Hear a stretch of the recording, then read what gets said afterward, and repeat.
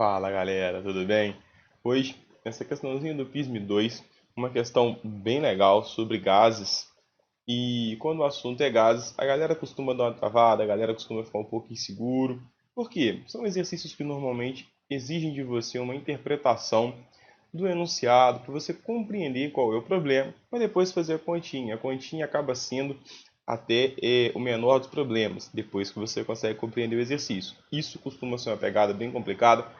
É isso que a gente vai resolver hoje nessa questão 17 do PISM 2, processo seletivo para 2019, porque é químico, você já sabe. Vem comigo depois da vinheta.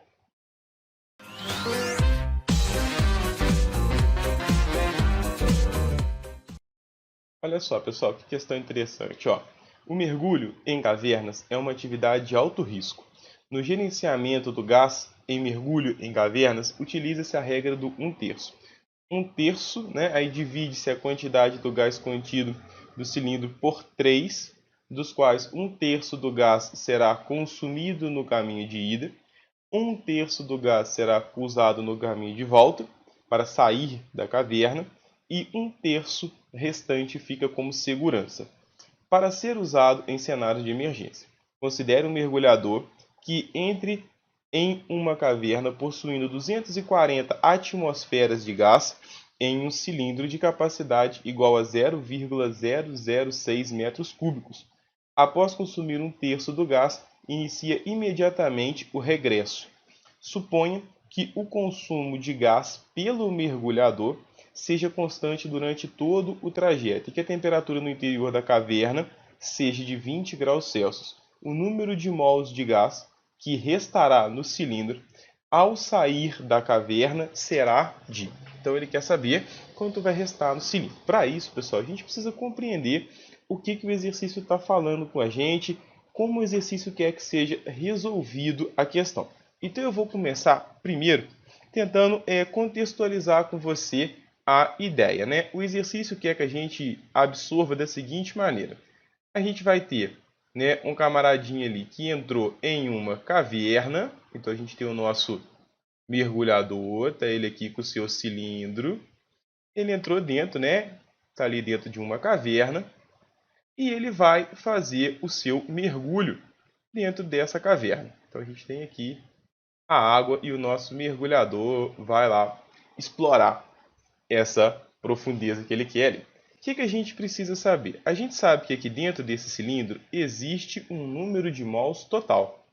Esse número de mols total, o mergulhador irá usar 1/3 para que ele vá explorar.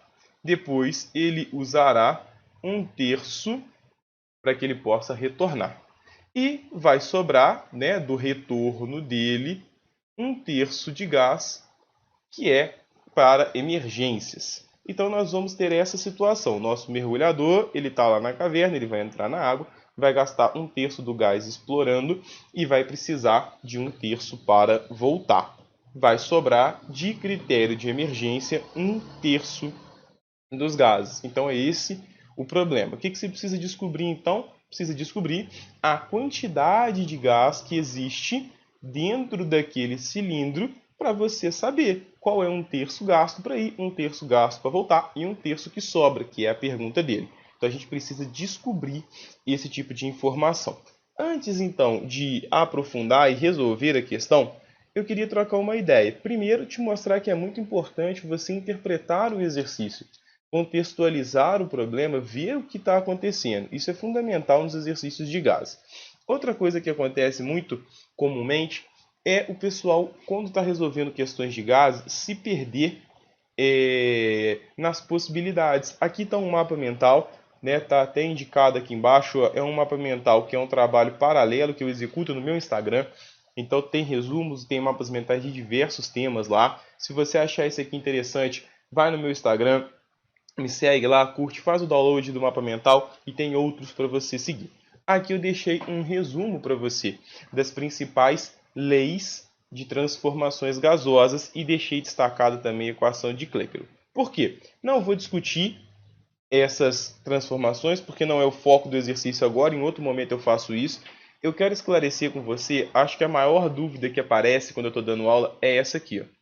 Quando eu uso P1V1T1, P2V2T2 e quando eu uso PVNRT. Quando eu uso uma equação ou quando uso a outra. O que eu preciso que você entenda? Na equação aqui geral dos gases, P1V1T1, P2V2T2, eu vou ter sempre um estado final e um estado final.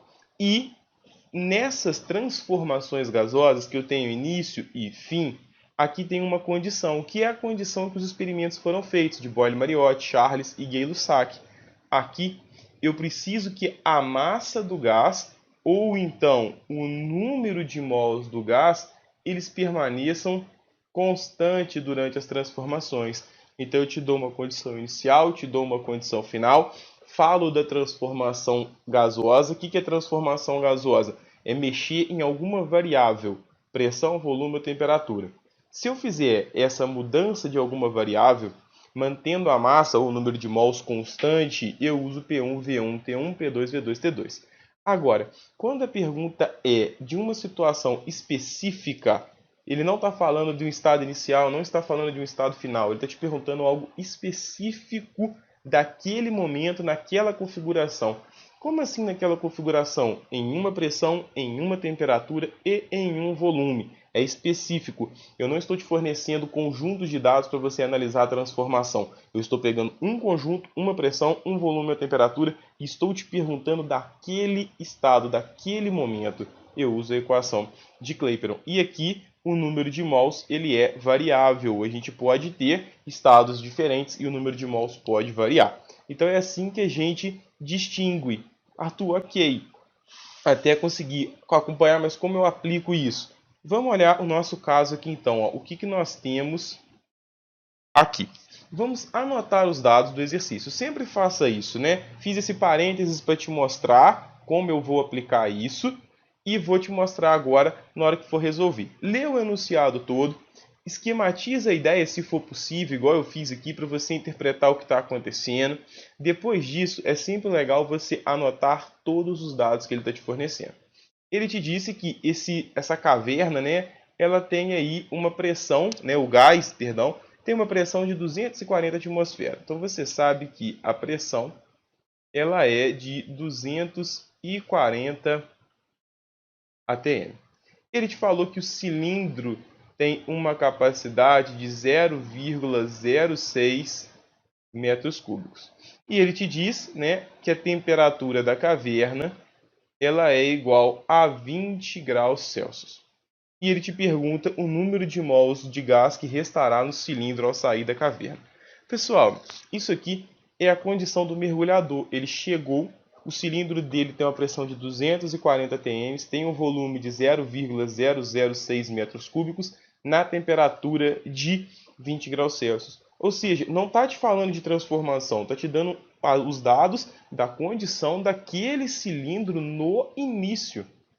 Se você descobrir o número de mols que tem no início, você sabe que ele gastou um terço para ir, um terço para voltar e vai sobrar um terço. E a resposta do exercício. Então ele está te dando a condição inicial. Quanto de gás eu tenho no início? Você vai achar. Achou, você tira um terço, porque ele foi, um terço, porque ele voltou. É o que sobrar. Mas Arthur, como que eu sei então que não é uma transformação? Porque eu vou descontar um terço, outro terço, eu tenho um estado inicial e um estado final. Não tem. Ele não está te dando as condições, né? Por exemplo, o mergulhador foi a um terço. Qual é a condição depois de um terço de mergulho? Que ele está, né, submerso. Qual a temperatura? Qual a pressão? E além disso, tem consumo de gás. Ele não vai com um cilindro com uma quantidade de gás inalterada e chega lá no fundo da profundidade que ele foi qualquer e tem a mesma quantidade de gás. Não é isso que acontece. Você mexe, ele consome o gás. Então você não tem essa conservação. Por isso que a gente não usa a ideia de transformação. As leis empíricas, Charles, Boyle, etc., elas são válidas quando você mantém a massa de um gás constante. Então essas são as dicas que você precisa ficar ligado para descobrir como resolver, qual equação utilizar. E aí eu estou aprofundando, porque ele te deu o valor de R, né? Então assim, tudo indicando para você PV-NRT. É claro que você tem que ficar esperto, porque nem sempre ele dá o valor de R, ele pode fazer uma pegadinha contigo, te dar um conjunto de dados, e às vezes não precisa usar. né? Não é comum a prova do PISMA fazer isso, mas em outros vestibulares isso acontece. A galera te dá todos os dados, você vê se precisa ou não usar. O PISMA é um pouco mais orientado nesse sentido. Então, ele já está te dando R, tem P, V, T, R, falta achar o N, está tudo encaminhando para você usar PV, NRT. Então, a gente está vendo que aqui nós precisamos utilizar PV, NRT. Para quê? Para que eu possa descobrir o número de mols. Então aqui eu quero descobrir o número de mols total no início. Por quê? Porque é a condição que ele me deu. Esses dados aqui, ó, são no início, antes dele mergulhar. Aí eu vou saber o número de mols total que eu tenho. Pessoal, o que é importantíssimo ter cuidado com exercícios de gases? Primeiro, temperatura. Nunca usamos temperatura em graus Celsius. Todo exercício de gás, guarda, leva no coração essa. Todo exercício de gases, a temperatura tem que estar em Kelvin. Tem que estar em Kelvin. Você não pode fazer conta em nenhum exercício de gases com temperatura em graus Celsius. Já é o primeiro ponto. Segundo, quando você tem PV e NRT, quem dita as unidades é o R. Olha só, o R está te falando que a pressão tem que estar em atm. A pressão está em atm. O volume tem que estar em litros. Ele me deu metro cúbico. E a temperatura tem que estar em Kelvin. Então é muito importante você converter essas unidades para o que ele está te dizendo, para o que ele está te pedindo. Então, eu vou, né? A gente sabe que quer calcular o número de mols total no início. Eu vou fazer a conversão das unidades com você e vou deixar registrado aqui, ó. Pressão 240 atm, ok, não preciso mexer. Pessoal, volume de metro cúbico para litros, eu multiplico por 1000. 1 metro cúbico, 1000 litros. Então, 0,06 metros cúbicos vezes 1000, 6 litros. E a temperatura? Eu sei que para passar de Kelvin, né, para graus Celsius, ou melhor, para eu obter Kelvin, eu pego graus Celsius e somo 273. Então a temperatura em Kelvin é a temperatura em graus Celsius mais 273. A temperatura em graus Celsius é 20 graus. Então 273 mais 20 eu tenho 293 Kelvin. Então eu converti todas as unidades, agora eu posso fazer as minhas contas, agora eu posso resolver esse exercício. Então aqui vai ficar um pouco tumultuado, porque parte do espaço aqui vai estar com a minha imagem, eu vou trocar só esses dados para um outro slide aqui, ó, limpinho, para a gente conseguir fazer. É o mesmo exercício, eu só deixei separado, vou colocar os dados para a gente aqui. Ó. Qual era a pressão? 240 atm. Qual era o volume? Depois que a gente converteu, 6 litros. A temperatura, 293 Kelvin. Beleza, reuni o meu conjunto de dados. Eu vou usar a minha equação PV igual a nRT. Pressão, 240 atm. Volume, 6 litros. N eu quero descobrir o meu número de mols total no início, antes dele mergulhar. Como é que eu sei disso? Porque ele falou que o mergulhador ele entra na caverna nessas condições. Então o número de mols é quando ele entra. Ele ainda não foi, ele não executou o mergulho, ele entrou na caverna. Então ele ainda está com o cilindro completo. O R é de 0,082 atm, litro, mol e Kelvin. E a temperatura 293 Kelvin. Estou fazendo as contas com todas as unidades, é o jeito mais correto para você perceber, primeiro, se você está dando algum vacilo, segundo, para você compreender a unidade que vai sair. ATM eu corto com ATM, litro eu corto com litro, Kelvin eu corto com Kelvin. A única unidade que me sobra é mol. Então, quando você realizar essa continha toda aqui, você vai achar... Peguei a cor diferente, não quero essa não. Você vai achar que o número de mols total que ele tinha no início do mergulho era de 60 mols. Então, o cilindro daquele mergulhador possuía 60 mol de gases que ele tinha. Então, desses 60 mols, ele gastou um terço na ida. Um terço de 60, né? 60 dividido por 3, 20. Então, ele gastou 20 mols na ida. Ele gastou também um terço na volta. Eu tenho que 60 dividido por 3 dá 20. Então, 20 para ir e 20 mol ele gastou na ida, 20 mol ele gastou na volta. Ou seja, se eu tinha 60 mols no total, no início, eu gastei menos 20 mol para ir, menos 20 mol para voltar. O que sobrou? Sobraram 20 mols de reserva, que é um terço da reserva. Fiz bem detalhadozinho, bem bobinho mesmo, para você pegar a ideia.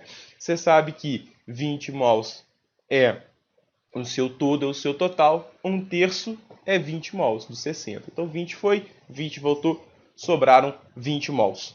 Resposta certa, letra C. É o que sobrou no cilindro depois que ele mergulhou. Beleza, pessoal? Então é uma questãozinha que, assim, executar as contas não é tão difícil. Você colocou lá PV e NRT, cuidou das unidades, sempre confere as unidades, não dá vacilo não. O R está lá te falando tudo bonitinho o que tem que ter. Então, colocou na fórmula e fez a continha, o exercício flui. O problema de questão dos gases é, óbvio, né? Você tem que ter um domínio do conteúdo razoável, mas a maior dificuldade que eu vejo dos meus alunos é ler o enunciado e extrair a informação. O que ele quer, como ele quer. Isso que eu acho que é o mais difícil. Tentei tomar o cuidado para detalhar ao máximo, tentei dividir para você quando você usa uma equação, quando você usa outra equação. Te mostrei aquele mapa mental só no pedacinho que eu queria e